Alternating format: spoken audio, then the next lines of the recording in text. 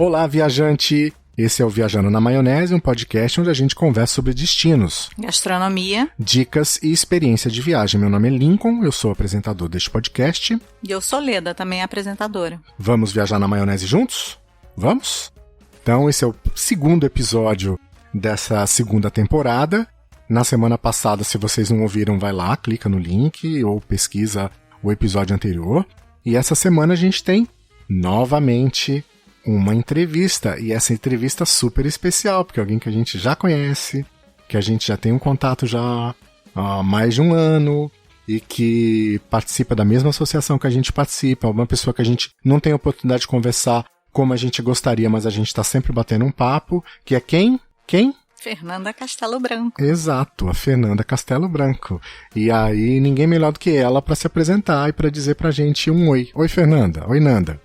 Oi, tudo bom? Queria agradecer o convite de vocês, Lincoln, Leda. Nosso convívio na BBV é maravilhoso e muito legal estar participando do Viajando na Maionese com vocês. Prazer é nosso. Muito bem. Me fala um pouquinho do teu projeto, Nanda, do teu blog. O Vontade de Viajar surgiu em 2012, então já tem um tempinho de estrada. Eu também passei um tempo matutando a ideia de criar o blog antes de colocar ele no ar, né? E ao longo dos anos ele foi se expandindo para outras redes sociais, né? Para o Instagram, eu fiz uma experiência, uma temporada piloto no YouTube também. Então o projeto foi ficando maior e maior e maior. E a Nanda é amiguinha, ela é jornalista, não é isso? Eu sou jornalista, sou coleguinha, formada na UFRJ. Nunca cheguei a trabalhar em redação, sempre trabalhei com comunicação empresarial, né, com marketing digital, mas sou da comunicação também. Muito bem. E é carioca? Ganhamos. Carioca. 2-1. 2-1. Muito mais simpatia, né? Muito mais. Paulista é mais sério, né? O blog surgiu com a vontade de viajar ou você queria passar teu conhecimento? Como que começou, startou? O blog tem uma... Assim, o que me motivou mesmo a criar a vontade de viajar eram as coisas que eu aprendo ao longo da viagem e com as coisas que me motivam. Eu tenho muito a crença de que a gente viaja atrás do que a gente gosta, né? Então, a gente carrega a nossa personalidade no nosso roteiro de viagem. Então, se você é apaixonado por culinária, por gastronomia, obviamente seu roteiro vai estar cheio disso, né? Se você curte arte, você vai buscar os museus, você está ansioso para ver determinada obra que, né, mora em tal museu. Então, acho que a gente carrega muito dessas nossas paixões e o Vontade de Viajar surgiu em um momento, foi em 2012, né? O cenário para viagens estava muito favorável no Brasil e era aquele, assim, teve um boom. Um pessoal, né? Muitos viajantes se descobrindo e começando a pesquisar cada vez mais sobre isso e tudo mais. E aí aconteceu eu reparei, não sei se vocês já tiveram essa impressão, que às vezes a gente vê o álbum de foto de mais de um amigo que, sei lá, foi para Buenos Aires e as fotos são idênticas. Você já reparou? Já teve essa impressão? Sim. De que tem alguns álbuns de foto que você poderia basicamente recortar o rosto da pessoa e colocar a outra pessoa ali. Verdade. Que é mais ou menos a mesma coisa, né? E isso é o que acontece, assim, todas as primeiras viagens. A gente sempre chega num destino com aquela ansiedade de conhecer, né? A gente nunca tem o tempo que a gente gostaria de ficar num lugar. Então a gente sai correndo e não quer deixar de ver o circuito obrigatório, e aí tinha aquelas frases que são super comuns até hoje, sabe? É igual ir a Roma sem ver o Papa, você não pode deixar de ver tal coisa é obrigatória, e assim por diante. Então, a gente cai muito nessas expectativas já pré-definidas, né? Do que a viagem tem que ser. Então, o Vontade de Viajar surgiu muito mais na questão da inspiração e dos aprendizados de viagem, sabe? Daquelas coisas que diferenciam a viagem de uma pessoa para a viagem da outra. Que nem sempre são as coisas que vão... Do sair do comum, né? Nem sempre são as coisas que vão estar ali no roteiro básico, e nem sempre, às vezes, são as coisas que aparecem nas fotos, sabe? É aquele pedacinho que não apareceu na sua foto, que é a história que você conta. É ou não é? É verdade. É sempre assim que aconteceu, logo antes, logo depois da foto. É exatamente o antes do clique ou depois do clique. Não é? Então tem aquelas coisas assim que tornam as nossas viagens únicas, que são as nossas conexões com aquele lugar, né, com aquele destino, e as paixões que movem a gente a viajar. Então, esse pedacinho da nossa personalidade que a gente coloca no roteiro, que vai diferenciar a minha viagem da sua. E eu acho que foi muito por aí, assim, foi essa sensação que eu quis explorar, foi isso que eu queria compartilhar, sabe? Não necessariamente das pessoas viajarem como eu, mas de quererem ter um olhar mais de curiosidade e menos de cumprir roteiro. E eu acho que, não sei, a impressão que eu tenho, e não só a impressão, eu acho que o desejo que eu tenho é que isso tudo que está acontecendo no mundo é uma forma da gente poder enxergar isso, Nanda, que você sempre tentou mostrar. De poder se conectar com os lugares. Uhum. E na verdade, assim, a pandemia colocou isso à prova, né? Porque eu tenho pensado bastante sobre isso, assim. Que tipo de viajante a gente é quando a gente não pode viajar? Né? Quando a gente está com um deslocamento restrito. E eu concluí que, no final das contas, eu não deixei de ser viajante por causa disso. Eu me sinto tão viajante quanto sempre fui. Sempre quis ser, na verdade. Porque a gente nunca viaja tanto que a gente queria, né? Ah, não mesmo. Então, eu digo que a vontade de viajar é a única que não passa, né? Mesmo quando...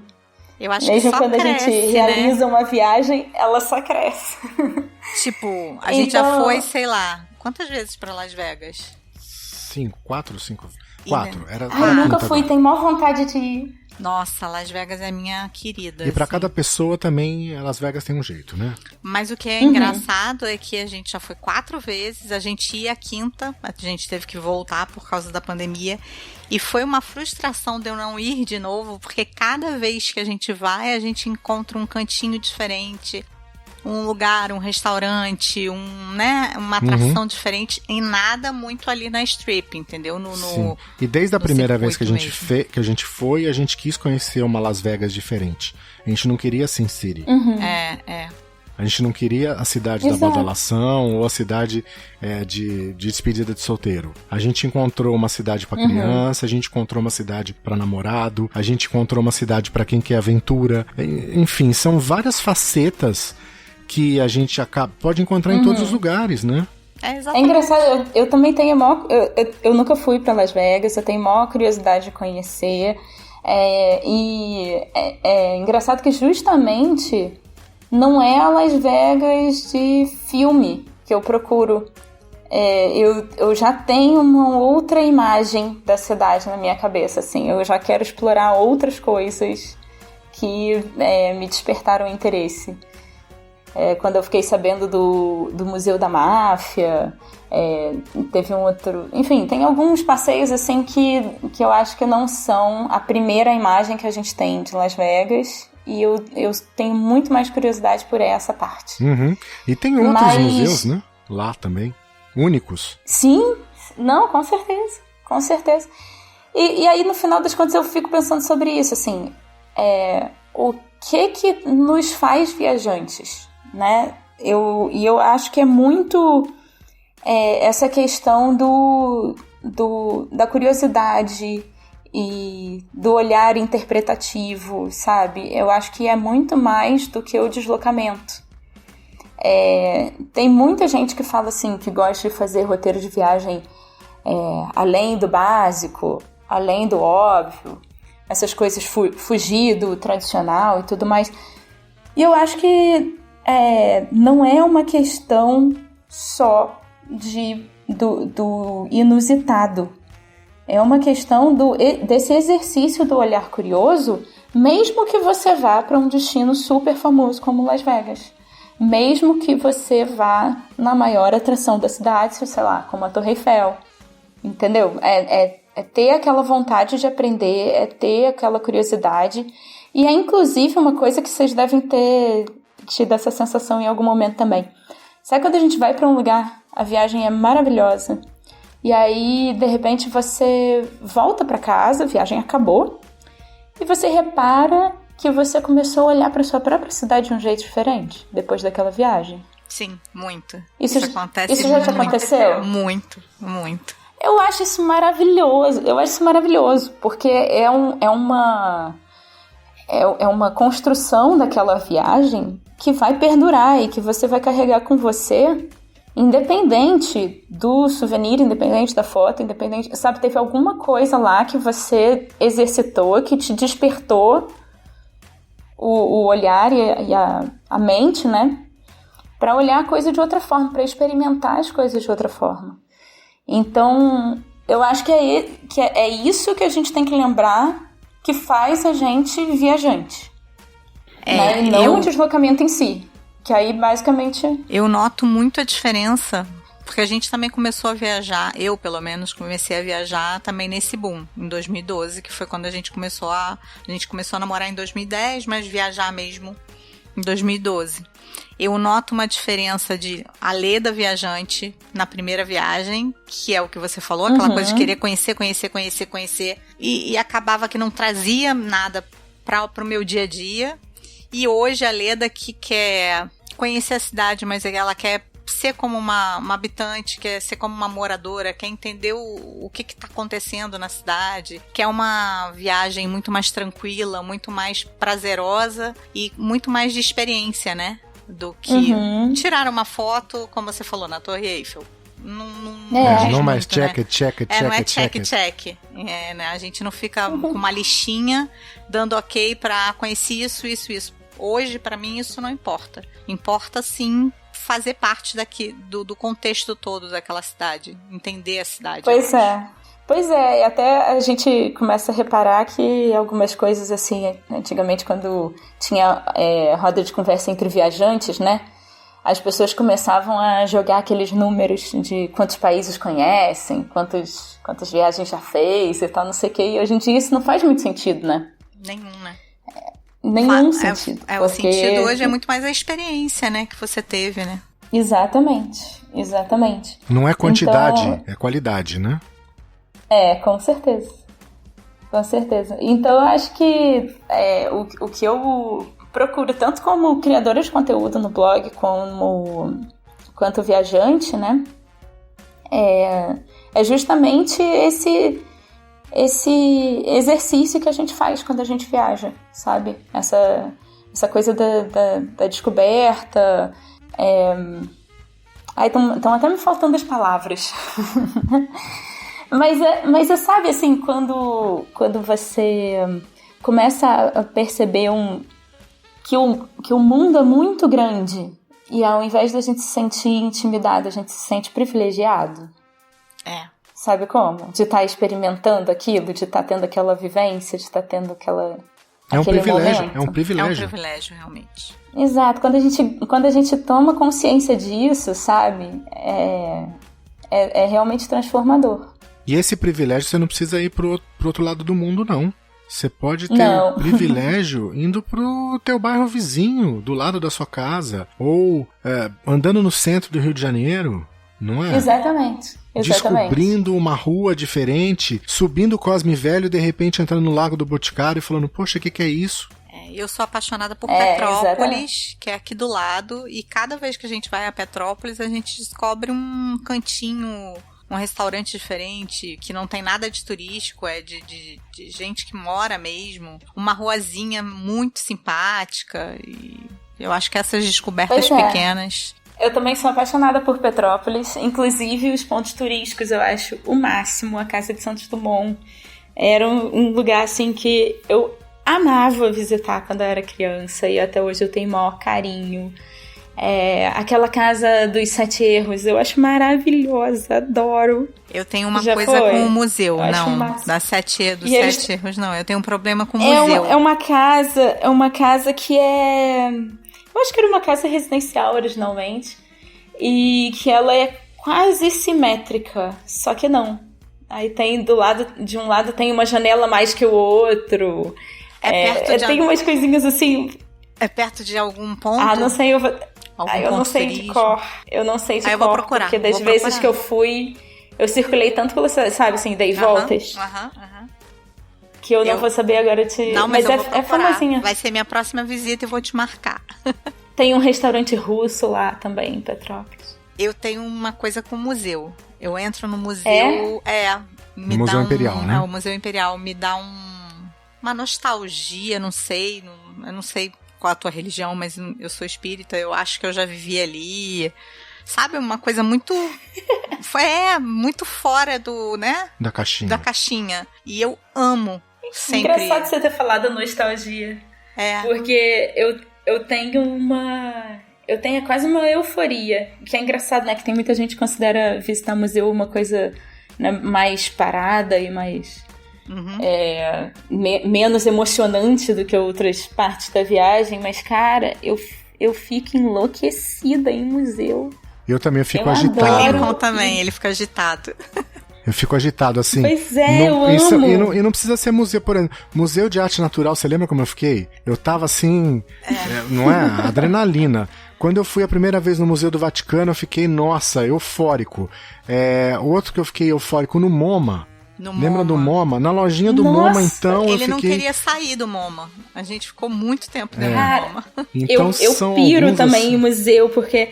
e é isso que você falou, assim, às vezes a lojinha... Porque a curadoria da lojinha do museu tem a ver com a proposta do museu, né? Então, ela também fala um bocado sobre o acervo. E eu piro na lojinha, eu piro no piso do museu, sabe como? Eu tava no Hermitage em São Petersburgo, na Rússia. Cara, o piso do Hermitage é uma coisa toda de madeira, mas tem uns padrões, fazem uns desenhos de flor.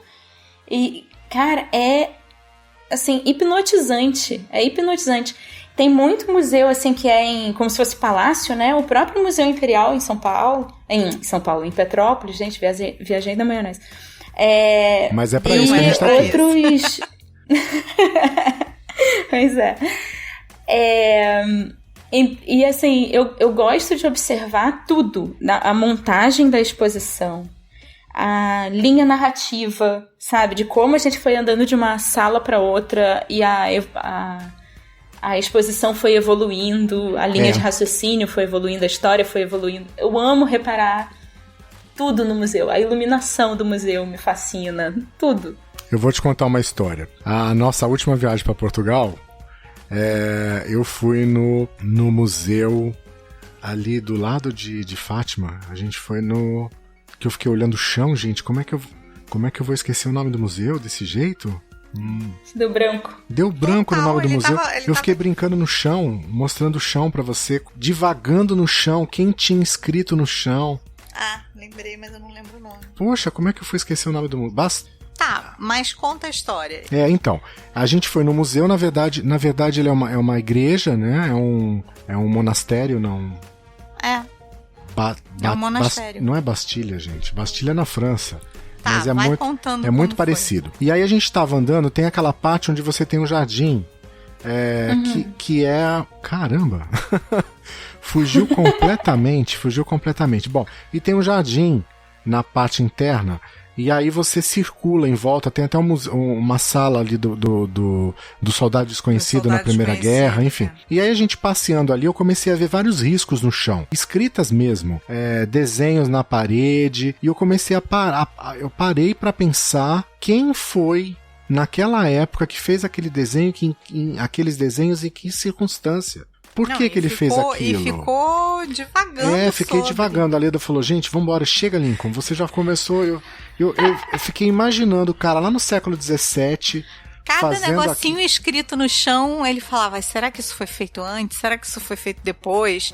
E você tá falando do Mosteiro da Batalha? Mosteiro da Batalha, exatamente. Foi o Mosteiro da Batalha. Exatamente o Mosteiro da Batalha. Mas foi incrível, porque, sei lá, a gente ficou muito tempo ali. Ficou. Porque a gente ficou muito... Ele ficou... Sabe quando fica em êxtase? Eu olhava pra ele e falava, meu Deus, você só tá no museu. Porque pra mim, assim, eu acho lindo, adoro conhecer, mas eu não tenho essa coisa, né? A não ser que me pegue por um outro lado, uma coisa de energia. Mas ele ficou... E você sabe que não são todos. Não são todos. Não são todos. Não é? Poder ver a Lelo, por exemplo, vazia. A Lelo foi, assim, pra mim foi incrível. A Lelo vazia. Abriram a Lelo pra gente poder visitar. A livraria lá do Porto? Então a gente foi visitar a Lelo sem ninguém. Só nós e o pessoal do marketing da Lelo. E eles me mostraram algumas coisas que você não consegue ver no dia a dia. Por exemplo, numa reforma, a gente até contou isso no texto do blog. Numa reforma que eles fizeram, eles descobriram bilhetes da loteria grudados debaixo do balcão da livraria. Mentira! Verdade. E o dono, o cara que construiu o prédio, ele era um caixeiro viajante que adorava a loteria. Aliás, ele construiu a livraria com parte do dinheiro que ele ganhou num grande prêmio. Então, provavelmente, aqueles bilhetes... Gente, que história maravilhosa! E aí, assim, se você não for ver com calma, se for entrar na fila, falar, Harry Potter, tirei a foto, vi a escada e sair, aquela escada, ela é toda feita em gesso. É gesso, não é madeira. Então, o vitral que tem lá em cima no segundo andar é maravilhoso. O nome da livraria, Chaderon, na frente e no vidro, refletido do lado inverso pelo lado de dentro, o carrinho que leva livro da frente pro fundo, o viajante que vai lá na correria, ele não vai conseguir observar isso. Não vê. E é só uma visita. Pois é, com um olhar eu não tenho nada contra a fama. Isso. Exatamente. Eu não tenho nada contra a fama de ser a livraria do Harry Potter, digamos assim, né? Às vezes tem motivos banais que colocam alguma coisa no mapa pra gente. E aquela piada de hipster, né? Eu gostava da banda tal antes de virar modinha e tudo mais. Eu, quando fui nessa livraria, ainda não tinha ficado famosa a história de que a autora tinha se inspirado em algumas coisas no Porto. A gente já meio que sabia, porque o uniforme tem a ver com o uniforme que os estudantes portugueses usam na universidade. Algumas coisas assim, a gente já sabia que era referência. Mas a Lelo ainda não tinha ganhado essa alcunha, né? Eu não tenho nada contra esses motivos banais. Amo curiosidades sobre os lugares. Já fui a um bocado de lugar aleatório pelos motivos mais bobos que existem. Mas eu acho que o fundamental que a gente não pode perder é justamente essa vontade de conhecer um pouquinho mais, de olhar a coisa a segunda vez. Por quê? A gente sempre viaja com menos tempo do que a gente tinha, tá? Eu achava, quando eu comecei a viajar, que dinheiro era o maior luxo que uma viagem podia ter. Agora eu descobri que é o tempo, na verdade. O tempo é o maior luxo de todos. E, assim, é muito raro a gente se permitir parar e olhar as coisas e perguntar e puxar assunto e olhar de outro ângulo e experimentar outra foto sem ser aquela foto do caminito de frente, da frente da lojinha, do não sei o que, sabe? A gente querer encontrar outra coisa.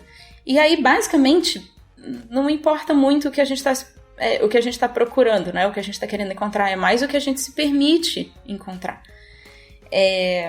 E isso pra mim, assim, é realmente o que torna a viagem mais gostosa, mais legal. Eu com certeza, agora que vocês me contaram essas informações sobre a livraria, com certeza, se eu tiver a oportunidade de voltar ao Porto, eu vou entrar lá, sabe, assim, com outros olhos. Já com outros olhos, com certeza. E aí eu vou te contar uma coisa, você vai ficar... Vou quebrar o encanto.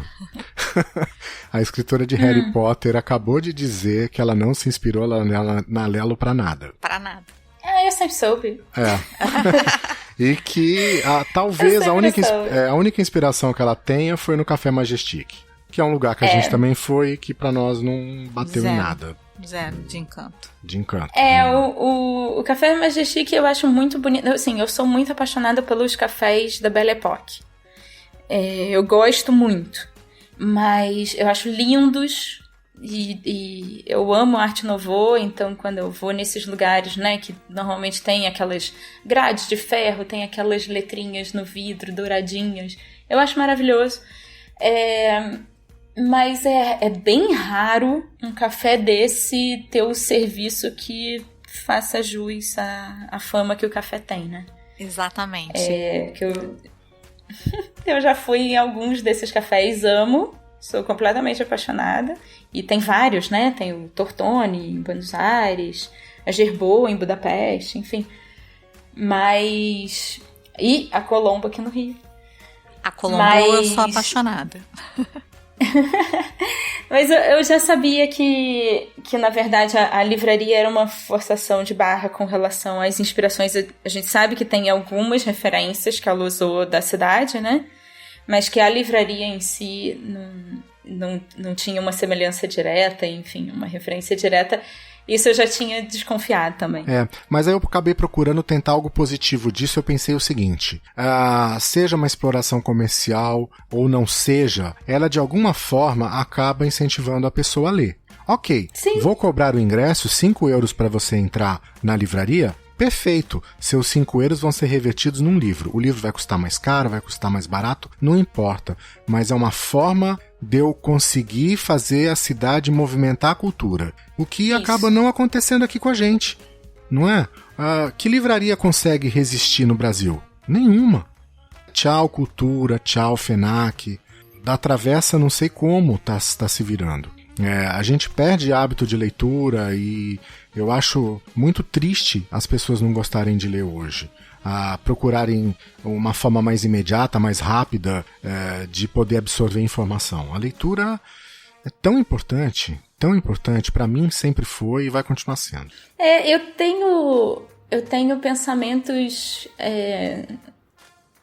Como é que eu posso dizer? A minha cabeça fica discutindo internamente, sabe como? Eu penso em um argumento de um lado e um argumento do outro, um argumento do lado, e eu nunca chego numa conclusão. Eu acho bem complicado quando a gente fala sobre determinadas formas de cultura, especialmente quando elas também são mídias, meios, né? Então, quando a gente está falando de literatura, a gente inevitavelmente também fala do livro em si. Eu fico com o coração muito dividido quando eu debato esse tipo de tema, porque, assim, tem alguns movimentos que não vão ser interrompidos mais, eu acho, que eles são meio inevitáveis. Então, tem algumas substituições de mídia que vão acontecer. Por outro lado, eu também acho que existe uma certa acomodação de novos papéis para todas as mídias, entendeu? Então, assim, já se falou que o rádio ia acabar quando a TV surgiu, já se falou que o cinema ia acabar quando sei lá o que, entendeu? Uhum. É muito difícil a gente aprender a diferenciar o que é a crise da indústria do meio e o que é a crise daquela produção cultural. A gente sabe que tem muitas formas de cultura que sempre tiveram dificuldade de se estabelecer financeiramente, né? Teatro, poxa, a quantidade de teatro em risco de fechar é fora do, né? Assim, parte meu coração demais. As livrarias, a mesma coisa. Mas assim, eu não sei se vai ter muito como voltar atrás em determinadas mudanças de comportamento, de consumo, de cultura. E aí, assim, eu tento me manter otimista, lembrando que essas outras mídias, esses outros formatos abrem novas possibilidades criativas e novas possibilidades de expressão. O que eu gostaria, assim, do fundo do coração, era que todas elas pudessem conviver, que elas ainda existissem, né? Mas essa questão da sustentabilidade de determinados meios culturais como negócio, tipo manter a casa de show aberta, onde funciona o teatro, entendeu? É muito difícil, é uma conversa bastante complexa. E aí eu fico muito dividida entre abraçar as novidades que vêm, né? Os novos formatos e as novas possibilidades que eles abrem, e tentar preservar um bocado da nossa cultura. E que acabou que com a pandemia surgiram N formas diferentes agora, né? As pessoas começaram a se recriar, né? A se reinventar, e a gente não sabe se isso vai também perdurar ou se vai ser só um período. Outra eu questão. acho que a gente vive um momento de incógnita, tudo tão incerto. Eu tenho um monte de ponto de interrogação na cabeça, né? A gente só acha ou espera do que vai ser amanhã, mas como vai ser? A cada dia a gente tem uma novidade diferente, uma indicação de caminho diferente. Mas se a gente parar pra pensar, assim, eu criando o meu blog em 2012, também participei de uma mudança na forma de consumir conteúdo de turismo. Certo, assim, a gente tinha determinadas...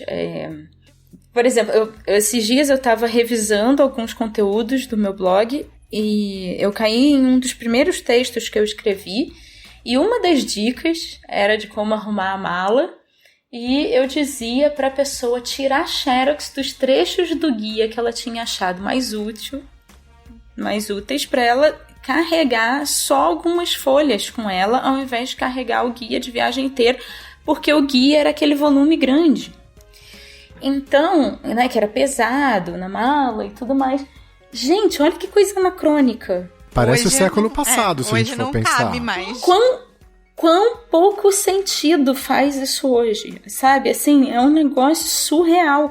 E essa era uma das coisas assim que eu fazia assim, sempre. Antes de começar um mochilão, uma viagem, então não sei o quê, eu levava o meu guia impresso numa xerox, numa papelaria, tirava a xerox das páginas que eu tinha colocado o post-it. E levava essas cópias na minha mochila, e à medida que a viagem ia evoluindo, que eu já tinha passado por alguns pontos, eu ia me livrando daquelas páginas para ficar com menos papel ao longo da viagem. Isso faz muito pouco sentido para mim em diversos níveis. Ficar jogando papel fora, ter o guia de papel. Em pouco tempo, né? 8 anos. Em pouquíssimo tempo. Como mudou. Sabe, assim, nossa, demais, assim. Então, e ao mesmo tempo também, enquanto eu tô viajando, eu gosto muito de visitar, por exemplo, essa questão dos cafés da Belle Époque. Nossa, maravilhoso. Eu fui em 2 museus de autômatos, sabe aqueles bonecos que mexem sozinhos, caixinhas de música, etc, etc. Eu já fui em 2 cidades diferentes em museus disso, que é um negócio muito louco, né? O Lincoln gosta. Lembra aquela cena O Lincoln gosta, tá? Lembra aquela cena do Quero Ser Grande? Que tem a maquininha com o mago, sim. né? Que ele faz o pedido. É basicamente o museu daquilo. Então, assim, é uma... Você pensar que quando aqueles bonecos surgiram, eles eram um futuro muito fantástico. Eles eram uma coisa, assim, impensada. Eles eram completamente disruptivos.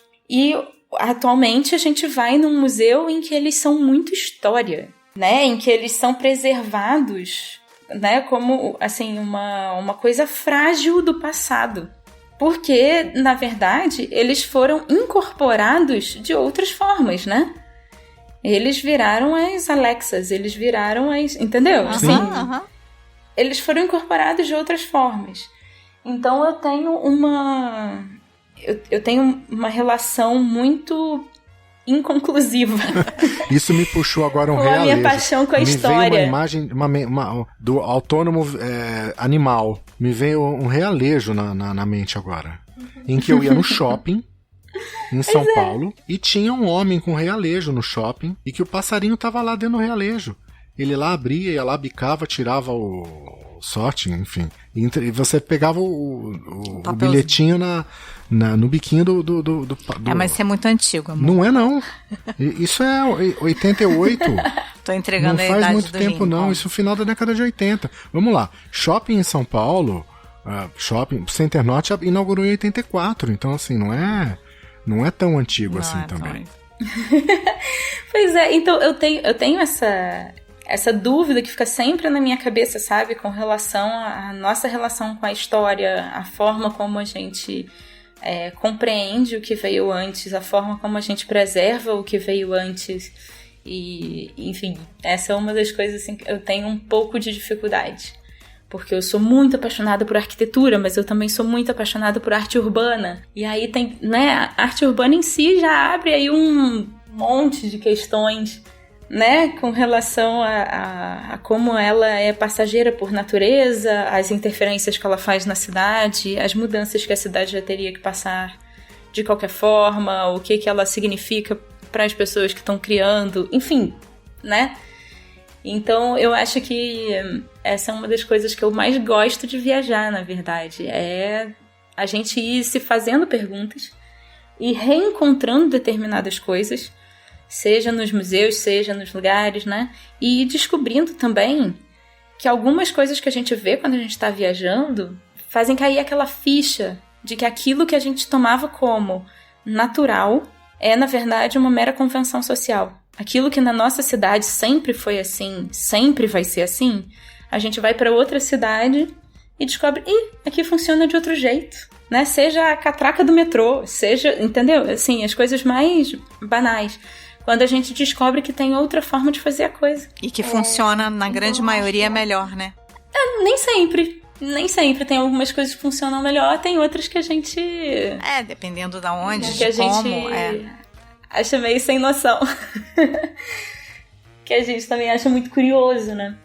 Então, eu acho que esse exercício do questionamento, que é tão interessante, que faz a nossa cabeça voltar, sabe, virada do avesso, que a gente fica pensando as coisas a 1000 por hora e querendo tirar foto das coisas mais bobas, tipo a tampa do bueiro, que é diferente, sabe? Eu já tirei foto de tampa de bueiro de, sei lá, 20 cidades diferentes. Não sei se isso já aconteceu com vocês, assim, de reparar coisas do tipo o poste. Não, o Lincoln traz folha caída no chão, ele coleciona, assim. Não coleciona, porque não é uma coleção, né? de poste. Na França, você falou que você está tirando foto desse poste, amor? Poste. Não, mas olha a medalha que tem aqui, maluco. É maravilhoso. Em Barcelona tem postes que foram desenhados pelo Gaudí, né? Então, os postes dizem coisas sim. O poste diz... O poste conta a história da cidade, o metrô conta a história da cidade. Eu tenho, sei lá, acho que uns 6 artigos diferentes no meu blog sobre metrôs. Metrôs diferentes. Estações de metrô diferentes. E o metrô acho que diz muito da cidade, né? Nossa, demais. Muito. Demais. E os metrôs são tão diferentes. Vamos lá, deveria ser igual. É metrô. Mas não é. Não é? Você pega o metrô... Não é, porque as cidades são muito diferentes, né? A época em que eles foram construídos, os acordos econômicos entre os países, né, que estavam, enfim, em vigência na época.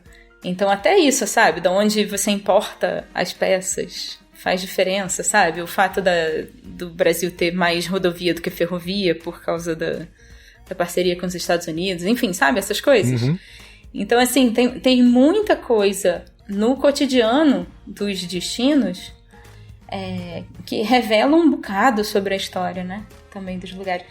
Mas uma coisa que essa nossa conversa me deixou aqui na cabeça é que, assim, acho que só metade da viagem acontece da gente pra fora, né? Do lugar pra onde a gente foi, das coisas que a gente viu. A outra metade acontece da gente pra dentro, né?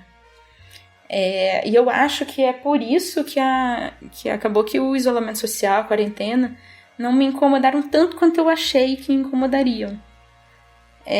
Porque eu acho que essa outra parte é o que depende da gente. É o que depende da nossa forma de se relacionar com o mundo.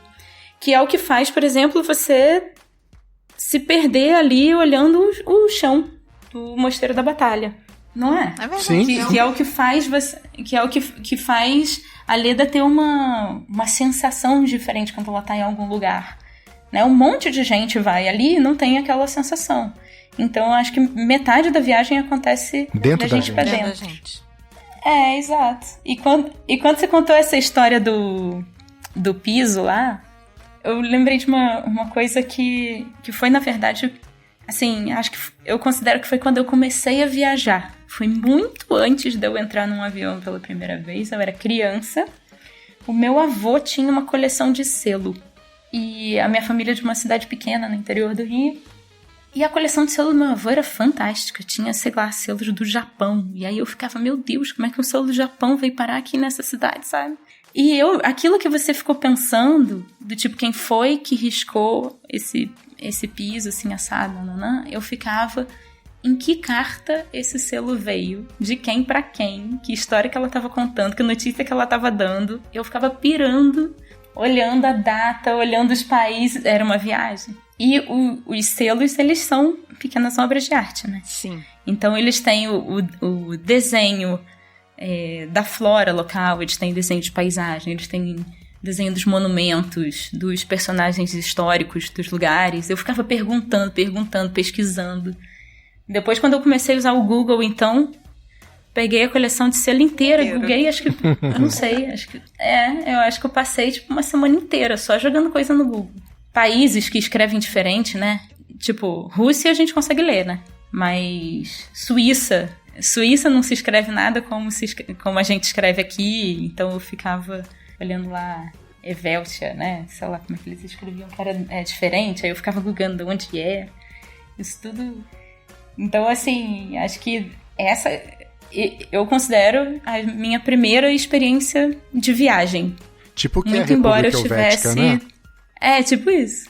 Então, eu considero a minha experiência de viagem, minha primeira experiência de viagem, muito embora eu estivesse dentro de casa, com a minha família. Eu acabei contando uma coisa muito parecida no episódio 01, o primeiro episódio da primeira temporada, que foi o piloto, que a minha viagem era no interior, quando eu ia passar férias na casa dos meus avós, eu ficava ouvindo Ondas Curtas no rádio e ficava ouvindo Voz da América, Rádio França Internacional, Rádio Suíça Internacional. Eu ficava ouvindo o programa das rádios dos outros países falando sobre eles. Então eu ficava ouvindo, por exemplo, Deutsche Welle, que era a voz da Alemanha, falando diretamente de Colônia, e eu viajava ali, porque contava a história da cultura desses países. E era no rádio, então era assim, à noite eu ficava esperando o horário, porque era aquele horário da transmissão da Voz da América pro Brasil.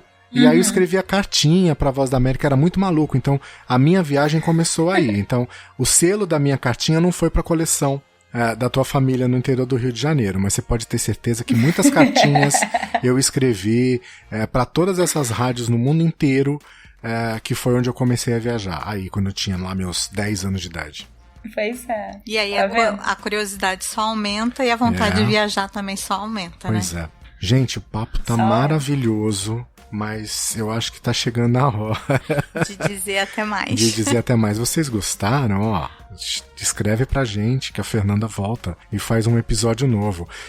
Eu até tinha uma pergunta pra fazer, era um assunto que eu tinha na cabeça desde o início, mas eu acho que não preciso fazer essa pergunta, porque durante essa quase uma hora que a gente conversou, a gente falou exatamente sobre tudo isso que era a minha pergunta. Como a gente vai viajar depois da pandemia?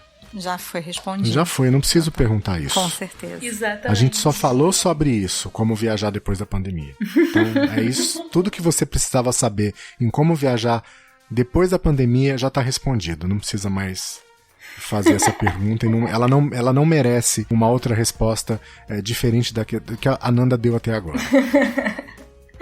Pois é, eu acho que isso faz a gente se reencontrar como viajante, se reencontrar com as nossas descobertas, né? Eu acho que isso é o que mais engrandece a gente. Isso aí.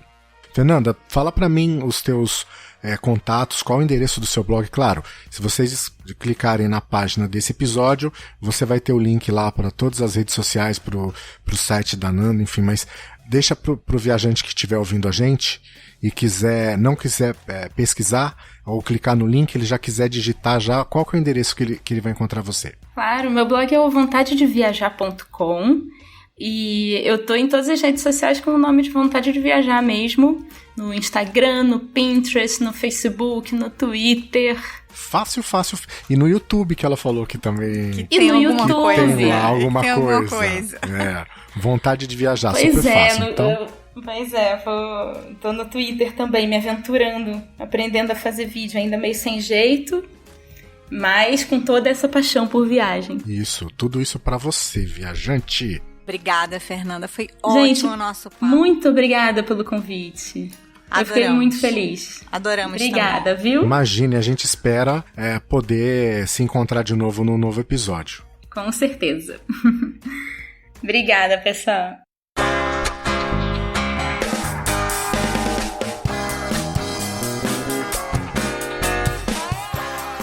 Lembrando que para falar com a gente é super fácil. Você pode mandar um e-mail para podcast@viajanterei.com.br ou um WhatsApp para 55 21 97 925 4747. Isso, lembrando que todos os episódios do podcast você encontra no iHeartRadio, iTunes, Apple Podcast, Deezer, Spotify, enfim, no seu app preferido, no seu agregador, e também você pode ouvir os nossos episódios no YouTube. E o site do Viajante Rei é o viajanterei.com.br. Espero você na próxima semana com mais um episódio desse podcast. Até o próximo. Até a próxima semana, viajante. Tchau, tchau. Tchau, tchau.